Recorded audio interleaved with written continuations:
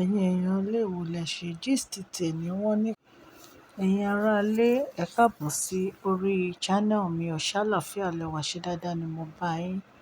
Gist tèmi bí a ṣe gbọ́ ò wọ́n ní Mariam wọ́n ló lọ sí ilé àwọn Tobi ó lọ kí Tobi o. Wọ́n ní ṣùgbọ́n ìgbà tó débẹ̀ kàyéfì ńlá ló bá. Ẹ̀yin ènìyàn ilé, tó bá jẹ́ ìgbà àkọ́kọ́ tẹ̀ ń darapọ̀ mọ́ channel mi, mo dúpẹ́ púpọ̀ lọ́wọ́ yín o. Mo kí yín pé ẹ káàbọ̀ sórí ètò tòní o. Ẹ̀yin ènìyàn, ẹ jọ̀ọ́ ẹ lọ tẹ subscribe button àti notification bell so that tí n bá ti post any gist ẹ máa rí. Máṣọlá lorúkọ mo máa ń sọ Yorùbá lórí channel mi. Mo máa ń sọ ọ̀rọ̀ nípa celebrity gist and royal gist. Mo dẹ̀ dúpẹ́ lọ́wọ́ gbogbo ẹ̀yin tẹ́ ti subscribe. Òkè òkè lọ́la yín á máa lọ. Ọlá yín ò ní lọ ìsàlẹ̀ láíláí. Èmi ọmọ yín Máṣọlá Gist TV. Gist tèmi wọ́n ní Mariam lọ sílé àwọn Tobi wọ́n ní ṣùgbọ́n ìgbà tó débẹ̀ wọ́n ní Tobi ò sọ̀kalẹ̀ o. Wọ́n ní ó ń sọ fún àwọn òbí Tobi pé Tobi lòún wá rí. Wọ́n ní ṣùgbọ́n wọ́n sọ fún yín pé Tobi ní láti rest pé wọ́n ní kó rest. Wọ́n ní doctor ní kí Tobi rest. Wọ́n nígbà tó jókòó tí Tobi ò sọ̀kalẹ̀ wọ́n ní bó ṣe bínú tó lọ nìyẹn. Wọ́n ní ṣùgbọ́n inú bí gan. Wọ́n ní nítorí pé òun ò rí Tobi nínú palace ló ń ṣe wá Tobi lọ.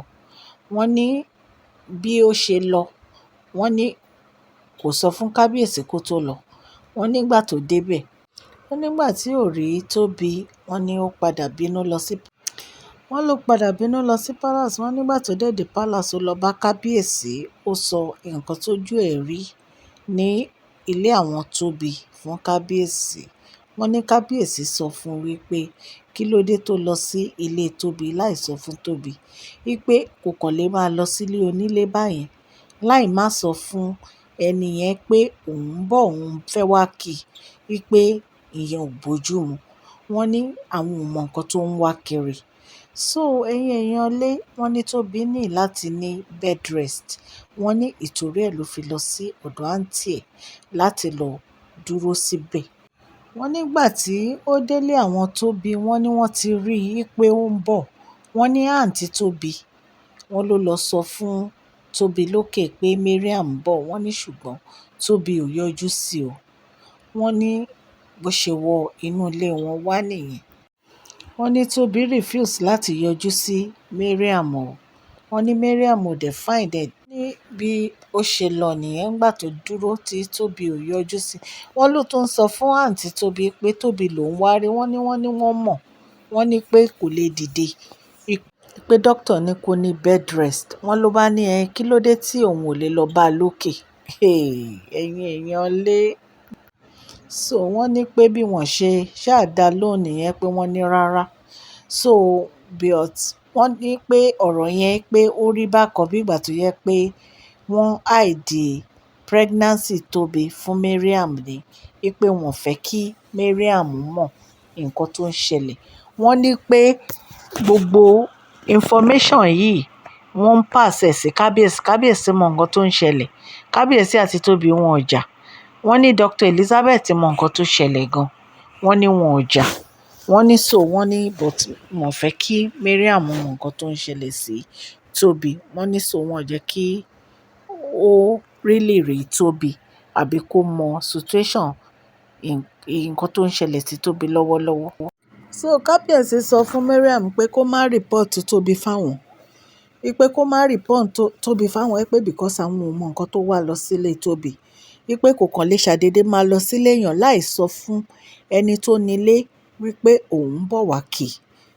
Ẹ̀mọ̀ pé bó ṣe máa ń lọ sílé Dr. Queen Naomi náà nìyẹn. Tí ò ní sọ fún wọn tákàn yọ síbẹ̀.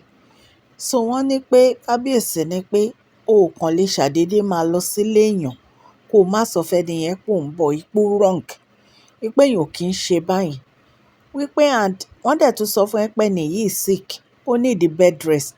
Kò lè dìde kó máa wá sísàlẹ̀. Wípé wípé next time ó máa make appointment ni kó tó lọ sí ilé èèyàn.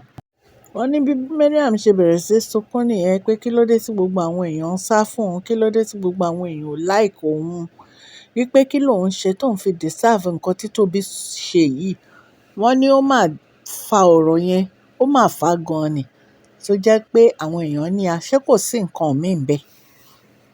Ṣé dandan lèèyàn fi ń ríyàn ni? Tó bá ní kó má wá sílé òun, o ò ní láti lọ. Láwọn èèyàn ló ń sọ bẹ́ẹ̀ fún o, àwọn tó wà ní palace. Allegedly bá ṣe gbọ́ ni o. Wípé o ò ní láti lọ sílé onílé. Tẹ́ni ò bá fẹ́ kó wá, wá dẹ̀ jókòó sílé ẹ, ṣé dandan ni kó lọ ni? Wọ́n ní bó ṣe bẹ̀rẹ̀ sí sọ̀rọ̀ nìyẹn o. Wípé òun fẹ́ kí inú everybody dùn, òun fẹ́ kí everybody fine. Ìtorí ẹ̀ ló ń fi wá Tóbi lọ. Òun ò like gbogbo nǹkan tó ń ṣẹlẹ̀ ní palace. Ẹ̀yin èèyàn lé. Ẹ rí pé mi ò bú àwọn olórí, mi ì sọ nǹkan kan. Nǹkan tí mi dẹ̀ fi bú wọn ni pé mo mọ̀ pé bó pẹ́ bó yá, akólòlò á pe baba. Nǹkan tí kábíyèsí fẹ́, òun ni wọ́n dúró lórí. Nǹkan tó ní kálukú bá fẹ́, ọ̀tọ̀ọ̀tọ̀ ni. Tóbi ò fẹ́ yọjú sí ẹ, kò dẹ̀ fẹ́ yọjú sí anybody tí ò bá ṣe pé ó invite ẹni yẹn. Nǹkan tí ò fi yọjú nìyẹn. So ẹ̀yin èèyàn lé. Gist tèní ni wọ́n láwọn tó ṣà wà ní palace ṣá bẹ Mariam wípé kí Mariam má sunkún. So kábíyèsí dẹ̀ sì dúró lórí ọwọ́ wọn wípé kí Mariam jáde o, àti Ashley o, àti olórí Tèmítọ́pẹ́ àti olórí Rónkẹ́. So ẹ̀yin èèyàn mi tẹ́ ń gbọ́ mi, ọwọ́ tẹ fi ń tẹ subscribe, like, ọwọ́ yín ò ní kàn sálẹ̀ àpò. Òkè òkè lọ́lá yín á máa lọ. Please share this video. Please share this video, like and subscribe. God bless you all. Thank you so much.